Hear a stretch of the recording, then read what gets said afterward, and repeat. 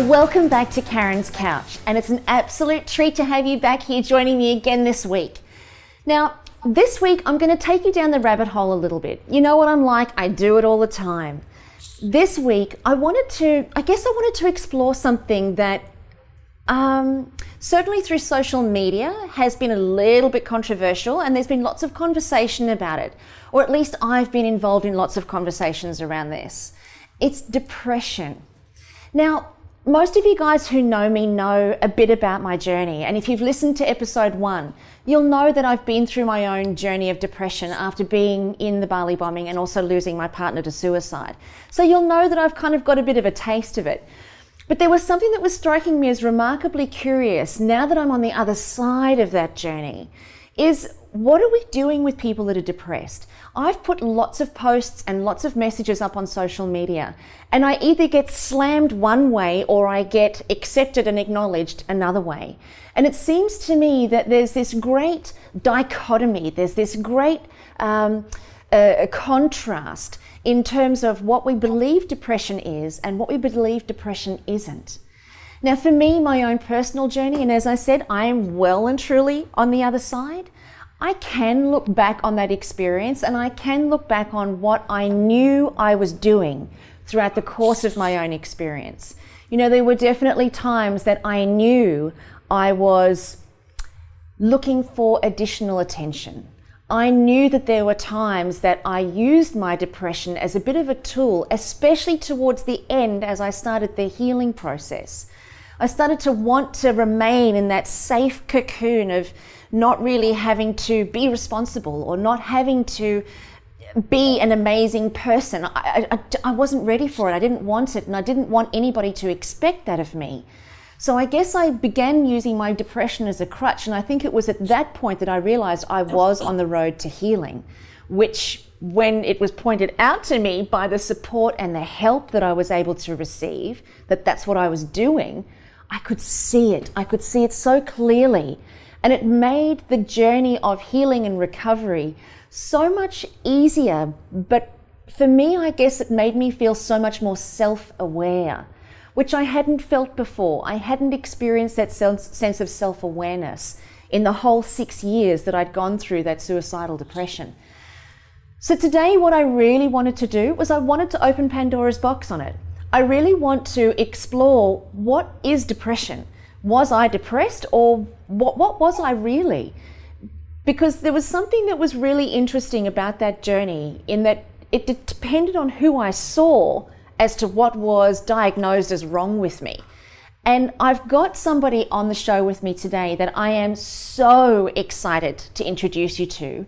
He's somebody who's a formidable force in the realms of mood disorders. He's a professor, he's working on research, and he's an absolute, oh wow, definitely an authority, but somebody who I guess the whole environment of depression looks up to in terms of support, guidance and research. So please welcome Professor Gordon Parker to Carren's Couch. Welcome to the couch, Professor. Good morning, Carren. Thank you so much for joining us here, and thank you so much for bringing your research, your information and your knowledge to this subject that I guess it's such a huge part of humanity these days. You know, lots of people, and it's a global epidemic almost, that depression and mood disorders is now starting to find themselves as a natural part of the medical industry. Can you tell us about, like, what really is depression? Can you define that for us in any way? Yes, and I think as part of that, I'll try to distinguish between what you could describe as normal depression and clinical depression. Great. So, to my mind, to feel depressed is to have a depressed mood and to have a drop in your self-esteem and self-worth and to be quite self-critical. And that's a depressed mood. And in the past, we went around Sydney and tapped people on the shoulder and said, have you at any stage experienced a depressed mood, been self-critical, tough on yourself, had lowered self-esteem, felt worthless, hopeless and helpless, and felt like giving up? And the percentage who affirmed that question was pretty close to 100%. Yeah, right. And when we asked them, how many times a year they felt like that. The average was 6 times. And when we asked how long it lasted, most people said minutes, hours, or a couple of days. So the first point I'd make is a depressed mood is a universal experience. We all get depressed. And then either we have a spontaneous improvement or something nice happens, the Wallabies win or whatever, and we become happy again. Then we have clinical depression. And up to about the 1950s, it was thought that the lifetime risk of clinical depression, which I'll define shortly, was about 5%. It was thought to be so rare that when the first antidepressants were discovered in the 1950s, the manufacturers didn't think there was a market. And it was only when the wife of one of the senior executives in the American company had a depression that was not responding and said, I want that drug. And when consumers said they wanted that antidepressant drug, the first tricyclic antidepressant emerged on the market. And so in the 50s, it was thought there was so low prevalence a condition that no manufacturer would bother to go ahead with releasing a drug. Now, what we've seen since the 80s, the official classificatory systems have blurred the boundary between clinical depression and normal depression. So just going ahead to what is clinical depression? Clinical depression should have much greater severity, obviously, than a depressed mood. It should have a tendency to last for extended periods of time. It should be disabling so that the person either can't get to work, or if they get to work, they can't actually fire up. So there's either absenteeism or presenteeism. And some of the features should be far more gravid, so that the individual, if you look at them, you'll often find there's a loss of light in the eyes, they can't get any pleasure in life, they can't be cheered up, they may find it very hard to get out of bed and to move. Their appetite and their sleep may be disturbed. So clinical depression is probably close to the statistic that we've heard in Australia for the last decade or so. Probably affects about 1 in 4 women and 1 in 6 men over their lifetime. Right. But it is not the same as normal depression. And DSM has progressively lowered the cutoff for the features required for clinical depression, that it has blurred it in with normal depression. And it has also brought in grief into the equation, creating tremendous confusion. Yeah. Look, it's such an amazing point that you raised there. And I know specifically for our viewers and our listeners on the podcast, depression is such certainly from an experiencer's point of view, it's very difficult for us to actually get a label for ourselves when we're going through these experiences that we can relate to and then seek specific support for that. And I love the distinction that you've made, and it's almost the difference between, like, normal depression is like a melancholy. It's like a sensation that comes in waves, but it comes and it goes, whereas clinical depression has a sustainability about it. And, you know, I think that it's interesting that you also raised the point that 1 in 4 women are more likely to be depressed and 1 in 6 men. Those statistics are pretty high. Is that normal across the globe, or is that just Australia? It's based on Western figures, so Australia, the UK, the United States. But what we're seeing is in Asian regions, or in parts of Asia, we're actually seeing prevalence rates approximating to the US. So there have been studies in Beijing, for instance, that actually show very similar lifetime prevalence figures. So as communities, in a sense, westernize, then we're getting the same sort of figures emerge. But intrinsically, the Chinese, if we look at just that part of Asia, the Chinese had very low rates of depression, and for a number of reasons. Some real reasons. Firstly, it's not a individual-centric society. It is a society where people are part of the family, they're part of the extended community. And secondly, there's a great belief in a higher force rather than in individual pursuits. And thirdly, for a period of time, if you admitted that you were depressed, they may take you out and do terrible things to you. So, in fact, denial was very common, and the way in which depression was at all communicated in parts of China was by somatizing, that is, concepts called such as neurasthenia, where you would present with aches and pains and fatigue, was really depression. But people didn't want to say depression because it had that psychological connotation. Wow. And this is really what we also saw for a long period of time in Western countries. So numerous people, famous people, Charles Darwin, Florence Nightingale, supposedly suffered from neurasthenia. But of course, these days, we would recognize that many of those instances of so-called neurasthenia were really depression. So we have got better in defining what we mean by depression. Where we've become really, I think, quite confused is, going back to the earlier point, is we've confused the boundary between what is true clinical depression and where our capacity to help people is extraordinarily high as against normal depression. And the risk of that latter one is that by pathologizing people who are experiencing normal depression and normal grief, we are demeaning and diminishing them potentially. More worryingly, we're often prescribing treatments that are completely inappropriate.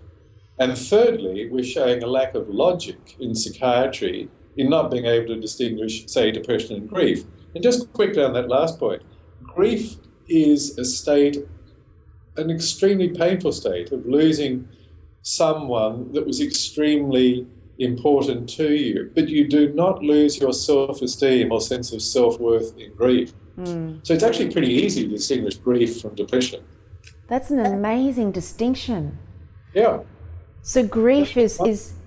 And only 1/3 of people going through a grieving process ever go on to a depressed phase.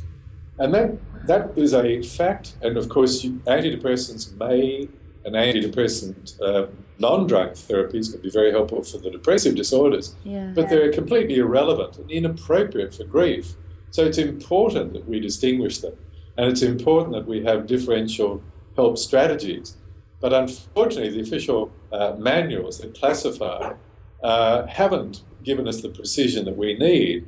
And in the last American manual, called DSM-5, they in fact tried to bring grief in as a depressive disorder. So let's talk about that, because that's a really significant point. You know, when my partner committed suicide, the first thing that the doctors offered me initially was Valium, which, you know, I guess was useful at the time. I don't really know. It kind of rendered my body useless, but it certainly didn't stop my mind. And then as we got closer to, you know, the first year passing, the doctors had me on Zoloft because I wasn't recovering from the grief. In fact, I was getting more and more disassociated from reality. So they put me on the antidepressants in the hope that I would recover in some way, which it didn't actually work. It just, you know, made me feel quite heavy. And then I was in the Bali bombing, and as a result of the Bali bombing, they wanted to put me on stronger antidepressants. And it was amazing, actually, being in the hospital. I had no frame of reference for being in a terrorist attack. You know, very few people probably would have a frame of reference for that. So I had no idea how to make sense of that at the time that it occurred, until one of the counsellors came to my room and told me that I would have post-traumatic stress disorder as a result of my experiences. Now, I didn't know what post-traumatic stress disorder really was until I got out of hospital and Googled it. And then I had something to associate with. Then I had something to live with. And then I was obviously medicated as a result of that diagnosis. Well, without knowing the details, but just bouncing off what you said, I think there are two key points. Firstly, taking at face value that you experience an enormity that is most likely grief. Then, by putting you on medication, effectively it was shutting you down from ventilating your distress and your concerns. So to my mind, at face value, that's inappropriate. Secondly, when we look at what happens in non-Western countries, in particular, in a grief situation, you see the community comes together. There's a tremendous outpouring of emotions. the funeral services may go on for extended period of time. So what we know about grief, it's important to bring out the distress and to support the person, not to suppress the stress and the distress. So I think there are two concerns about medicalising grief. Firstly, it's the wrong paradigm and aborts the process that is going to lead to a restitutive process more rapidly. And secondly, it shows us a lack of logic in distinguishing between depression and grief. So I think that the management that you got was inappropriate at two levels. Again, without knowing all the details. Of course, no, I just, honest, I'm sitting here looking at you in absolute awe, because I think, wow, you know, we so need this, you know, your way of one, describing it so that we understand it as lay people. But I guess also it's very empowering to be able to have this conversation with you, Gordon, so that then we feel, I guess, that we can participate in our own journey, because I feel that there's a lot of stigma around depression or mood disorders and mental health, and I also feel like, you know, the person who's going through it surrenders to whatever diagnosis they've been given and therefore lives out that diagnosis. Talk to me about the kinds of diagnosis that we're getting and the kinds of treatment out there that we're getting for the different kinds of mood disorders, I guess. Well, since 1980, the dominant model for the depressive conditions has essentially been a dimensional one. And what that simply means is depression has been seen as a single condition that varies simply by severity. So you've got mild, moderate, and severe. Right. Now, to my mind, that does not respect the history. If we go back to Hippocrates, if we go back to St. Paul to the Corinthians, there were this long-standing distinction that there were some depressive conditions that were essentially biological. They ran through families, very physical, and we've known since the antidepressants were introduced that people respond very well to antidepressant medication. But there's a second broad heterogeneous group of conditions that are more reactions to life events, stresses, possibly contributed to by personality style, seeing the world in maybe in a pessimistic way, being hard on oneself, maybe being too perfectionistic.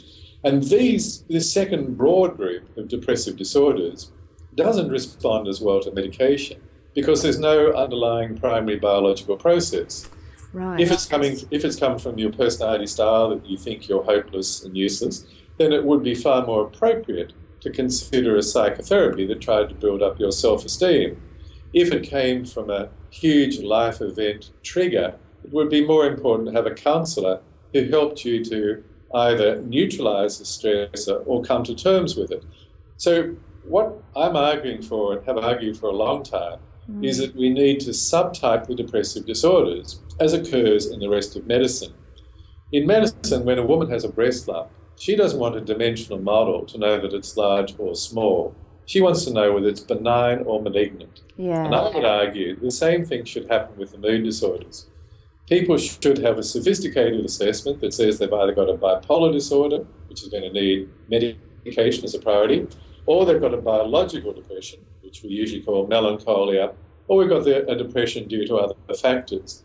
The big problem in Australia, as in the rest of the Western world, is that most practitioners apply the same treatment to whatever type of depression that turns up.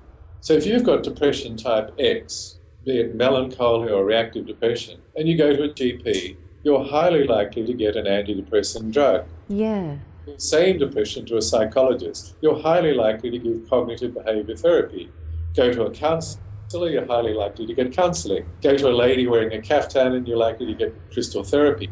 True. I know of no other Procrustean type model in the rest of medicine that operates that dumb principle, where the background discipline or training of the practitioner shapes the treatment. And as one of my colleagues said, absolutely, it's rather akin to the old statement that if all you have is a hammer, then everything looks like a nail. And the consequence of that model is that some people with rip-roaring biological conditions that would respond rapidly to medication, get months or years of psychotherapy that does nothing. But conversely, we see many people who would really benefit from a psychotherapy being essentially giving medication after medication after medication to no benefit. And that doesn't happen in the rest of medicine. Medicine is applies a subtyping model. You've either got type 1 diabetes or type 2 diabetes, and the first one we favour insulin, and the second one we favour diet. So what is really worrying is that the dimensional model has essentially simplified the story to a level where the response rates are nothing like as high as they should be, because people are not getting accurate diagnoses and logically applied treatment. So while it's great that we've got more and more people talking openly about depression, and in Australia I think we're way ahead of the rest of the world in terms of destigmatising. Yeah, I agree. And while there's been an excessive estimate of the prevalence of depression, and that worries me, on the other hand, it has democratised depression. That is, depression is no longer just the 5%. We all know people with depression. We've either experienced it, we've got somebody in the family, we've got a friend, we've got a worker, and people are talking about it as we are now talking about today. And that allows people to have more information to choose from. But what I would argue desperately is simple statements, if you're depressed, go see your GP, are encouraging at one level. But if your GP is not trained in subtyping the mood disorders, or perhaps is not so interested in it, this could be a bouncing check. So we need to have sophisticated assessments. So for instance, on the Black Dog Institute, there's a screening measure for bipolar disorder. That is completed by more than 30,000 people per month and has an overall level of accuracy of about 80%. 30,000 people per month? 30,000 per month, and it has an accuracy of about 80%. So I think that what we've seen in the last decade is a number of other options apart from just simply seeing your general practitioner. Yeah. So what I'm arguing for, obviously, is we need sophisticated assessment. And so how is that being accepted through the general medical community? I mean, for a person on the outside experiencing, the medical fraternity, how can we make sure that we are getting the best care based on what you've just... Sure.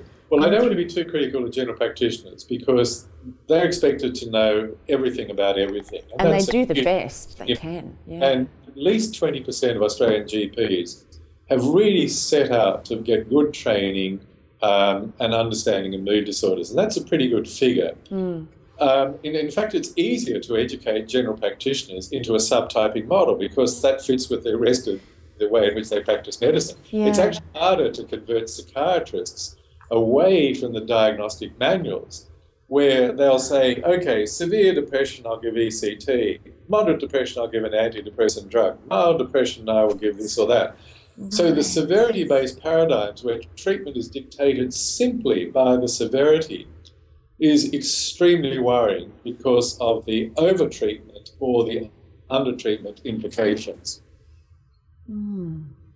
So I can see that there would be the whole challenge of either overdiagnosis or underdiagnosis. Yeah, and DSM's most favourite category for depression is something called major depression.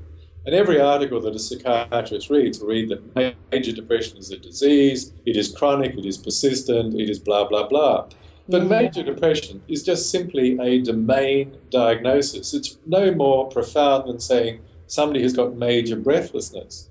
So if you went to your doctor and you told you've got major depression, you may think, well, that's pretty serious, and it's an it. Well, I better get it treated. Yeah. If you went to a doctor and you told you had major breathlessness, you would actually challenge the doctor. You'd say, well, look, okay, what's its cause? Is it asthma or is it pneumonia or got a pulmonary embolus? Because you get a rational treatment. And that's the disparity between the way in which depression is positioned.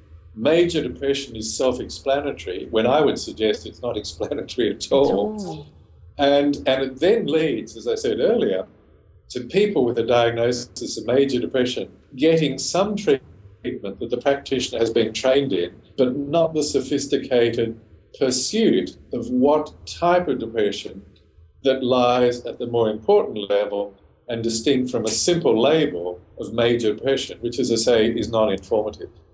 So if somebody out there who's either listening to the podcast or watching the show, if they suspect that they have had that sensation of that's ongoing, that's sustaining itself, what would you recommend would be their best first step?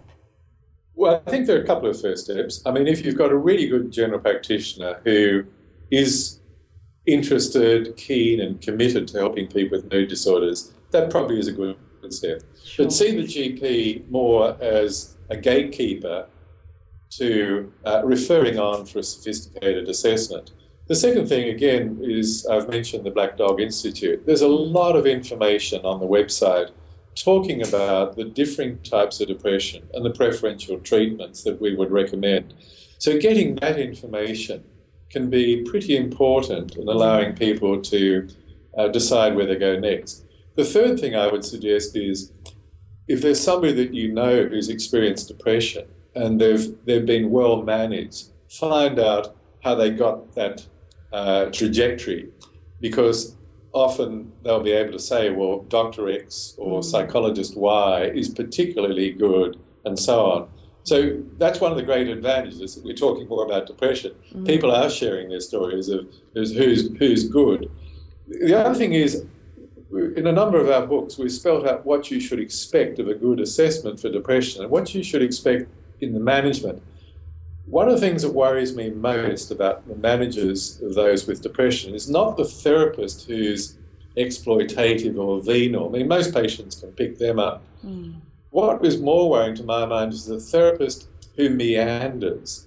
And so they're very kind and they're very gentle, but nothing much happens. Yes. So I'll see a patient and I'll say, okay, you've been seeing Dr. X for 6 months or 2 years, once a week. What's the game plan? And they'll say, oh, we haven't got round to that yet. To my mind, a patient should expect when they see a professional and get a sophisticated assessment, they should, within the first couple of sessions, get a precise diagnosis that they are depressed, what type of depression they've got, what are the likely contributing factors, what the management plan that is being recommended, and how long it will take to put in effect and be expected to produce results. That is, we need to stop a lot of meandering that goes on and have much more incisive practice by the people who are working in the area, and that should be expected by the public. And that's certainly, I think, the model that we are seeing increasingly, but we've got a way to go before we catch up on it. And tell me, Gordon, do you think that clinical depression, as defined as we know it outside, of the medical fraternity, the chemical imbalance, is that ever curable? Is there ever an end? For 90% of people, I would say it's not curable, but the key thing is it's controllable. Right. And that may be disappointing for many people, but if you look at type 1 diabetes, if you look at hypertension, most people can accept the model. Okay, I've got high blood pressure, and that's kept under control by taking blood pressure tablets. And they accept that. There is this dissonance, however, with depression. People expect it's going to be more like a cold or pneumonia. You have it, you go on antidepressants, you get better and you stop them. But for the biological mood disorders, 90% of people will need medication in an ongoing extended period. There's 10%, however, who can have extremely severe conditions, but because they have a really good well-being plan, which might involve exercise and a whole series of other things, they can in fact over the years bring their medications level down, down, down and down. But even for the 90%, I would suggest that if your depression that brings you to your knees can be brought under control by medication, and the medication hopefully doesn't have any substantive side effects, then it's no different to diabetes or hypertension and should be accepted in the same way. Oh, that's just, it's such a relief, you know, I mean, we've come to the end of our time, and I'm so grateful. I feel like I could talk to you for another hour at least. But it's such a relief to actually hear from somebody so knowledgeable about the subject and so concise and precise. So thank you for sharing everything that you have with us today. For our listeners and our viewers, if they want to be able to research you more and get more of your view, where can they find you? Well, here is the advertisement, and this is Go for it. a bit embarrassing, but I'm still going to do it. Be bold. I published my autobiography a couple of years ago, but the key thing about it, and I'm on a couch, as you can see, Carren, as well. Ah, nice. The key thing about it is the second part of the book really says everything that I've wanted to say about the need for better diagnosis and better management of depressive disorders. So that says it far more carefully, thoughtfully than I've, carried on today. The second port, I think, would be the Black Dog Institute website, yes, where there are a lot of screening measures. There's a lot of information. For instance, there's an 80-minute segment on bipolar disorders where there are 10 professionals who inform the public about bipolar disorder. Now, those 10 professionals, 5 have a bipolar disorder themselves. Right. So you get outside in, inside out views. Mm. So I think that they are two ports that I would recommend. Websites vary in their quality, but they would be a couple of points of reference. Marvellous. Well, I just want to make sure that everybody who's watching and listening to the show knows I personally am going to get my hands on 5 copies of Professor Gordon Parker's book, and it's called A Piece of My Mind. So I'm going to have 5 copies. So we're going to post on our Facebook page how you can get a free copy sent out to you. So keep your eyes out. As soon as this episode goes to air, make sure that you keep your eyes out on our social media pages, and make sure that you let us know if you'd like us to send a copy to you, and it'll be in the mail straight away. Professor Gordon Parker, what an honour, what a treat, and thank you so much for sharing everything that you have with us this morning. Personally, you know, even though I've been on a journey of my own and I'm on the other side of it, and I have to say to you, I'm sitting here feeling like I can breathe again. It's really a sense of relief that I'm feeling, and I wasn't even expecting that. But I think what you've explained to myself and to our viewers is a real path of recovery, a real path of healing. But I also think what you've helped us to do is to really understand what depression actually is and what it's not, so that we can learn to accept ourselves and love ourselves, even through the times where we're not present, even through the times where we think that the world could be a better place and it's not. You know, so you've really helped with gaining that definition. So thank you so much. I am so grateful, and I know there are tens of thousands of people who are watching and listening to this show who will feel exactly the same way. That's very generous of you, Carren. Thank you very much, and it's great to have the opportunity to talk about such an important domain. Thank you. Oh, it's a pleasure. Thank you. So for everybody out there, I hope that this has been an informative show and an informative podcast, and you've gotten something for yourself, or if not for yourself, for somebody that you know and love dearly. So join us here again next week on Carren's Couch, where we're going to dive deep into all of your unanswered questions. We'll see you again. Bye for now.